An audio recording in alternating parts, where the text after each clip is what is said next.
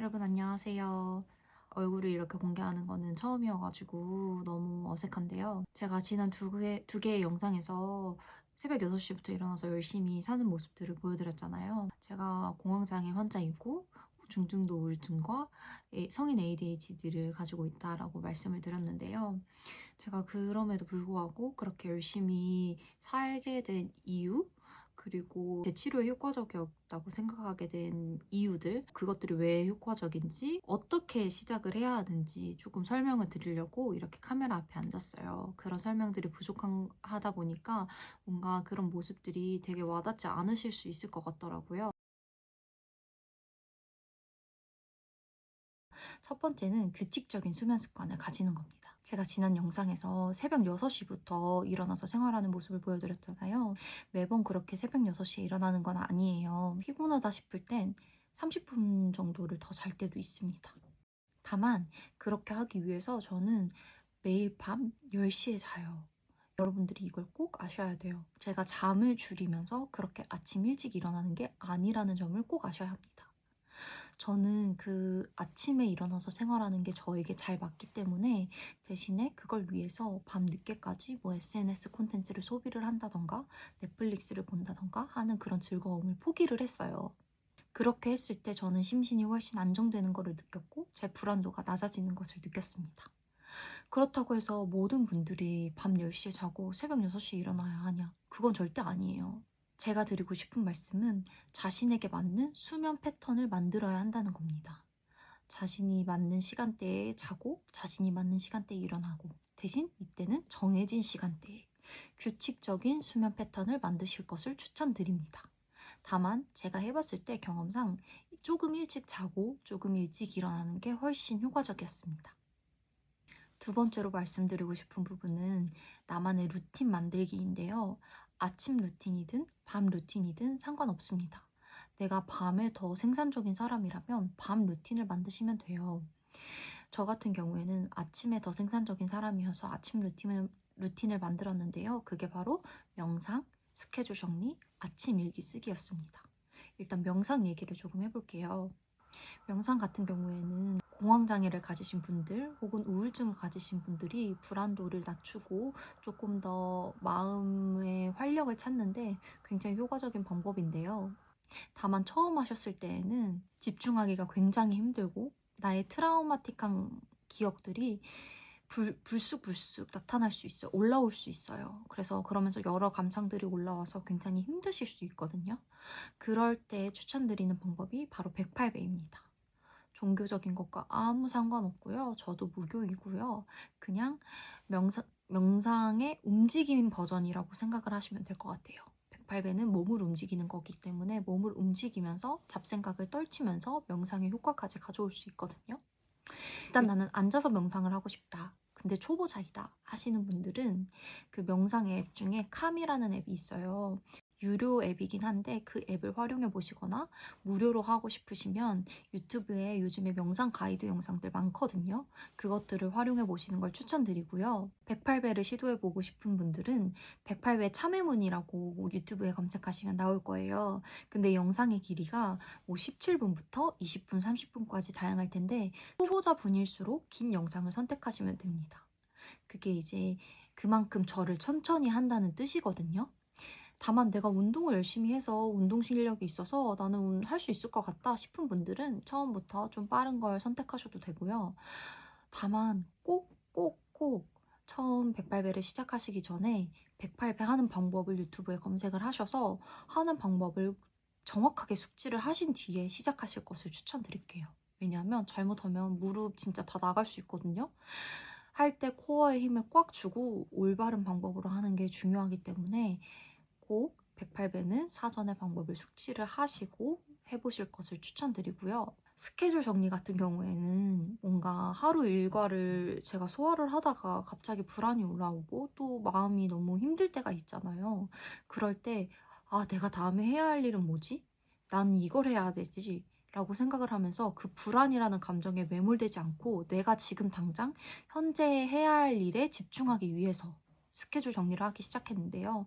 스케줄 정리를 하는 방법은 제가 또 다음에 영상으로 한번 만들어 보겠습니다. 그 다음은 아침 일기인데요. 저는 밤에 쓰는 일기가 잘 맞지 않는 사람이더라고요. 너무 힘들게 하루 스케줄을 소화하고 들어와서 밤에 일기까지 쓰려니까 너무 힘들었어요. 그래서 아침에 일기를 쓰기 시작했는데 저 같은 경우는 그게 더 잘 맞았던 게 사람이 잠을 자면서 그 하루 그 생각을 좀 정리를 하고 하루 일과에 대해서 생각이 정리되면서 그 감정들을 조금 걸러내거든요. 그 상태로 제가 정제된 상태에서 제 감정을 기록을 하다 보니까 훨씬 마음을 정리하는 데 도움이 많이 되더라고요. 다만 여러분들께 꼭 말씀드리고 싶은 게 이 모든 것들을 매일매일 하셔야 된다는 뜻이 절대 아니에요. 왜 작심삼일을 3일마다 하면 결국 꾸준히 하게 된다는 그 말이 있잖아요. 그것처럼 저도 이걸 매일 하지 못하고요. 바쁠 때에는 그냥 쉴 때도 있어요. 중요한 건 아주 긴 연속성 속에서 내가 꾸준히 이걸 해나간다는 것이고, 여기서 꾸준히는 매일매일이 절대 아니라 하루를 쉬어도 일주일이 쉬어도 한 달을 쉬어도 결국에는 내 루틴으로 다시 돌아와서 내가 다시 힘을 내서 다시 나의 일상을 회복할 그런 에너지와 힘을 가지고 있다는 것을 뜻합니다. 그러니까 매일매일에 너무 집착하실 필요 없고, 나 지난 며칠 조금 그냥 또 다시 무기력하게 지냈네? 괜찮아요. 그냥 다시 내 일상으로, 내 루틴으로 돌아오시면 됩니다. 우리처럼 공황장애를 가지고 있고 우울증을 가지고 있으신 분들은 계속 무너질 수밖에 없어요. 그게 자연스러운 거예요. 무기력함을 느끼지 않는 분들도 꾸준히 뭔가를 하기가 굉장히 힘들잖아요. 근데 저희는 그런 것까지 가지고 있는데 꾸준히 한다는 게 얼마나 힘들겠어요. 그러니까 내 일상이 가끔씩은 무너질 수 있구나. 그렇지만 오늘 하루 내 삶이 끝나는 게 아니지. 어쨌든 간에 긴 삶의 긴 연속성으로 봤을 때 나는 이걸 꾸준히 해나가고 있구나. 그럼 됐다. 라고 생각하시는 게 중요합니다. 그 다음에 네 번째는 사소한 것부터 실천하라인데요. 저는 이런 제 루틴들을 정착하기까지 무려 3년이 넘는 시간이 걸렸어요. 처음에는 침대 밖으로 나오는 것조차 너무 힘들었어요. 왜 난마비 증상이라고 하잖아요. 팔다리가 정말 마비된 것처럼 너무 힘든 그 우울증 증상들 저도 다 겪었고요. 불안하신 분들 중에 보지도 않는데 유튜브 영상이나 넷플릭스 영상 계속 틀어놓고 있는 분들 계실 거예요. 그냥 그 소음에 그냥 파묻혀서 침대에 누워서 그거 계속 보고 있으면서 즐겁지도 않은데 꺼야지 이제는 이거 해야지 라고 생각하시면서도 밖으로 절대 나오지 못하시는 분들 계실 거거든요. 저도 그거 다 겪었습니다. 그거 어느 날 갑자기 무슨 마법처럼 떨쳐나게 된 거 절대 아니에요. 사소한 것부터 하나하나 실천하다 보니까 된 거고요. 그러니까 부담감을 꼭 내려놓으시고 일단은 그날 해야 할 한 가지를 딱 정해보세요. 만약에 명상이라고 하면 1분짜리 명상을 하는데 하루가 걸려도 상관이 없어요. 꼭 아침에 해야 할 필요 없어요. 내가 아침부터 명상을 하겠다고 생각했는데 하루 종일 계속 누워 있었어요? 괜찮아요. 오후에, 저녁에, 밤에, 자기 직전에라도 하면 그러면 돼요. 그렇게 하고 나서 반드시 하셔야 될 게 기록하는 거예요. 내가 이걸 해냈을 때의 감정. 나 이거 할 수 있는 사람이야. 나는 오늘 이걸 해냈어. 나 너무 자랑스러워. 오글거리고 자기적이지만 반드시 그 한 문장이라도 10줄씩 20줄씩 쓸 필요 없고 반드시 적으셔야 합니다.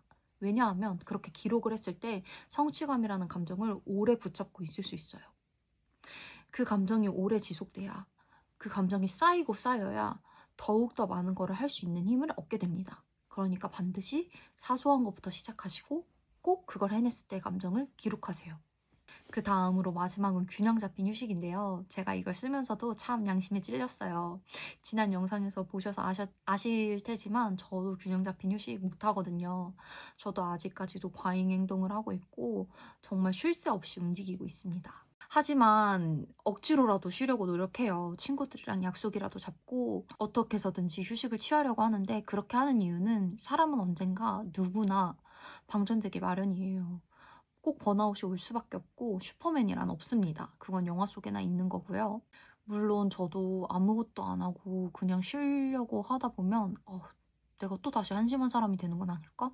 내가 이렇게 인생을 허비해도 되나? 이런 생각들이 들어요. 근데 그런 불안함 속에서도 어쨌든 간에 조금은 쉬어보는 거, 그것도 에너지와 힘이 있어야 할 수 있는 일이거든요. 그 불안함을 조금 견뎌보는 거예요. 그 불안함을 견디는 것도 연습이 필요하고 습관이 돼야 합니다. 근데 그 불안함을 견디고 또 이런 루틴들을 장착하는 힘이 증상이 경미할 때는 혼자서 해낼 수 있어요. 내가 나를 다독이면서 해낼 수 있는데 저처럼 증상이 심하셨다던가 만성화되셨던 분들은 아마 외부의 도움이 필요하실 거예요.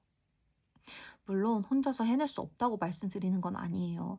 하지만 저도 진작에 중고등학교 때 치료를 받았더라면 훨씬 빨리 나아졌을 것을 서른이 다 되어서야 치료를 받은 바람에 훨씬 힘겨운 시간들을 보냈습니다.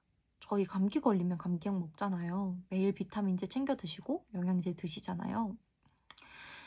이렇게 심리적인 부분에 있어서도 외부의 도움을 받는 거 절대 이상한 거 아니거든요. 그건 그냥 한 사람의 취약성일 뿐이에요.